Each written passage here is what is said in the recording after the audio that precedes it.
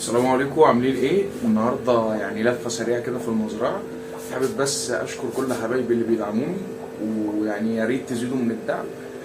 النهارده في شويه تطورات محترمه عملتها في المكان. اول حاجه اكيد هتلاحظوها هو انا قفلت المكان بمشمع هنا، وطريقه تقفيل سهله جدا جدا جدا يعني عشان يبقوا متابعين كل حاجه بلحظه بلحظه يعني. طب تعالوا نحوده على الكاميرا العادية عشان تاخد الفوكس. خليكم طيب هنا، اعتقد ان هي كده افضل. هنا المشمع دوت انا وصلت هنا بمسمار. المسمار ده عبارة عن مسمار اللي هو اللي بيبقى ليه دماغ كده بنفس المنظر، وهنا برضو قمت مركب خيط يكون قوي شوية، قمت معلق عليه المشمع. دي اسهل طريقة انا قدرت ان انا اقفل بيها. والطريقة التانية ان انا يعني اخلي المكان يفضل دافي وما يسربش هوا. قمت عامل حتة هنا زيادة وحتة هنا زيادة، بحيث لما اخش اقفل كده خلاص الموضوع خلص. النهاردة هنعبوا الفايتر. بصوا بسم الله ما شاء الله، دول حاجات اتبقوا، في حاجات وقعت منهم بسبب قصة ضربة الساعة، وده الدافع اللي خلاني اعمل المشمع يعني. في حاجات جاية جديدة. ثانية واحدة ناخد الفوكس. اطلع انت كده. بسم الله ما شاء الله، دي ذرية بلو زيبرا انجل اهو. ده الذكر اللي كان عندي، الله اكبر عليه. هنا جبنا زوج. اللي يلاقي انتايه او اللي عنده انتايه للذكر دوت نفس النوع يا ريت يكلمني، عامة ممكن نعرضه للبيع يعني. اللي محتاجه يخش يكلمني على الخاص. بس غالبا ان شاء الله هنلاقي انتايه ليه، والامارات دول كبروا شويه. احنا النهارده انا جاي هنعمله اماكن جديده للفايتر. هتبقى الازايز دي عبارة عن لتر ونص. انا عامله لهم حوالي لتر بس كفاية جدا، لان الكوبايات او المساحات دي الله ماشي حادثة، لان المساحات دي صغيرة جدا عليهم يعني مش لطيفة. فانا حبيت ان انا اظبط الدنيا، وركبنا اضاءة تحت. فيلا بينا كده ايه اشتغلوا بسرعة. طيب ديت مية فيها مزيل كلور. انا هعمل حوالي لتر او لحد يعني ايه العلامة دي، بس انا كده شايف ان هو كده كويس جدا. نعمل الباقي بقى كله.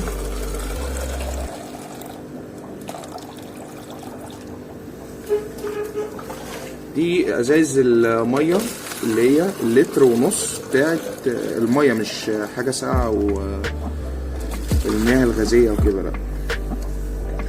التايمر نور.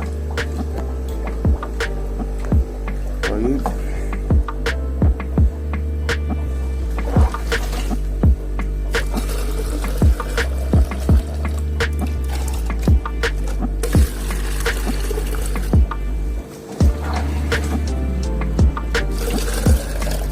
شايف المساحة دي محترمة جدا للفايتر.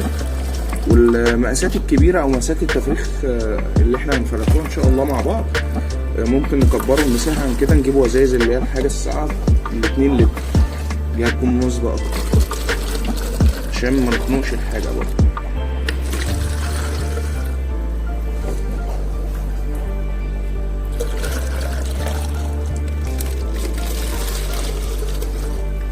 طريقة التأكيل بقى بتاعت الفايتر وكده كل ده هقول لكم عليه.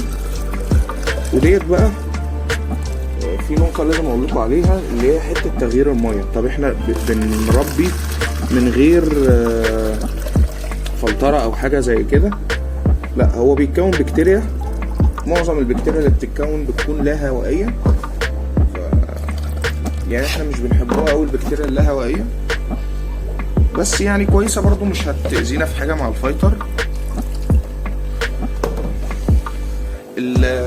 الميه ديت هنغيروها للفايتر كل بالظبط هنغيروها من يوم لغايه 5 ايام. دوت بيتحدد على حسب درجات الحراره، وبيتحدد على كميات الاكل اللي بتاكلها ونوع الاكل اللي بتاكله. جميل.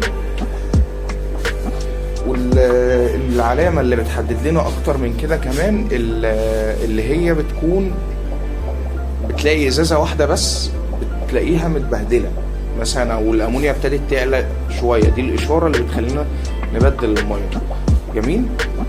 واللي عنده برضو اماكن مفتوحه، يعني تقدر ان انت تغرق الارض عادي بالنسبه لك، ممكن يكون ده متاح معاك.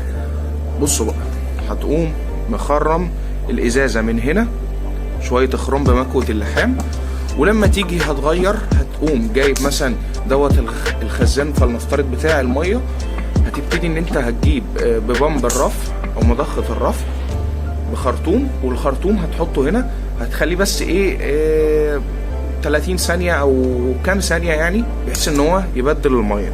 جميل. والسمكه جوه عادي، الفايتر بيتحمل كل الحاجات دي. ثواني بقى اجيب الكوبايات، يعني مثلا هننقل الحاجات دي هناك، بس غالبا هنجيب الكوبايات دي هنا عشان خاطر هناك مفيش اضاءه. خليكم معايا، وبتاسف لكم طبعا على الازعاج ده. بصوا المواتير عامله ازاي. انا شكلي هجيب ان شاء الله قريب كده مضخه هواء مركزيه. هنا بقى بسم الله ما شاء الله انا جبت الكوبايات جنبهم ونقصت حبه عشان يسهل التصفيه معاهم، وجبت دي مصفة بيض عادي يعني. يا جماعه انتوا هتلاحظوا القناه عندي بنستعمله حاجات DIY اكتر بكتير، لان انا من عشاق شغل الDIY، والحمد لله يعني بقدر اعمل حاجات منه كتيره كويسه يعني. بصوا حته النيمو دي بلاكت، وبرده في حته نيمو هنا بلاكت مش باينه قوي. قولوا ما شاء الله. يلا بينا هنبتدي. كل اللي هعمله كالتالي، كده المفروض ان احنا هنصفي، بس انا للاسف يعني ترايبود مش موجود هنا. هنبتدي ان احنا بهذا المنظر. في نقطة مهمة جدا على قصة تغيير المية بتاعة الأسماك. شيء مهم جدا جدا جدا جدا جدا كمان، عشان السمك ما تخسرهوش. لازم درجة الحرارة بتاعة المية الجديدة تبقى نفس درجة الحرارة بتاعة المية اللي كان السمك فيها. ده شيء ضروري جدا عشان ما تخسرش السمك بتاعك. جميل. طيب خليكم كده معايا شوية، ولا نحاول كده نعملوهم مباشر معاكم.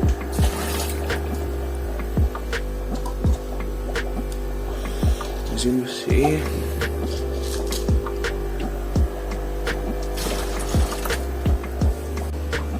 طيب هنا نكملوا المسيرة بتاعتنا. طيب المية بتاعت الحنفية شبه متعادلة او قلوية اكتر، فاحنا عايزين نخلوها حامضية. جميل. احنا الجزء ده اتكلمنا عليه قبل كده، وان شاء الله هنعمل له فيديو بالتفصيل. دوت انا بجيب اوراق، ممكن تكون اوراق موز او اوراق اللوز الهندي. ديت افضل حاجه لاوراق اللوز الهندي، واقوم ناقع الورق دوت فتره طويله، او افضل اغليه. جميل. وبيبقى في خلطات منه بكلمكم عليها في وقت تاني. الجزء ده برضو البخاخه دي جميله قوي. جوه بيبقى فيه عمود واصل لتحت جايب العمق ده، بحيث ان انا لما ادوس كده اهو انطلق معايا الجزء ده. فانا هقوم جايب حبه كده عشان خاطر اقلل برضو نسبه الPH، اخلي السمك عايش بارتياح.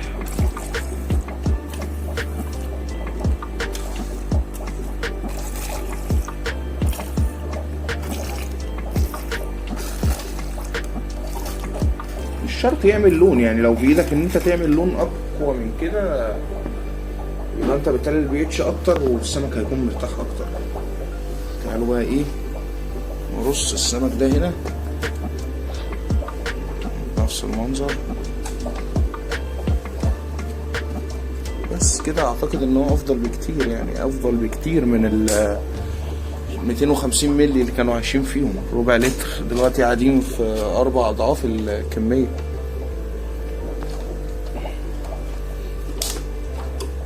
حلاوة الازايز بصراحة مش واخدة مساحة شبه دي، ان الجزء اللي فوق بيكون اكبر بكتير يعني.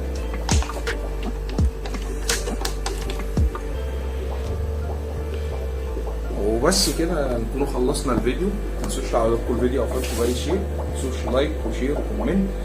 ان شاء الله يعني لو حبيتوا ان انتوا تتفرجوا على فيديوهات من النوع دوت اعملوا اشتراك للفيديو واكتبوا لي في الكومنتات ان احنا نعمله اليوميات دي نرجعوا تاني. بس وان شاء الله خير يعني.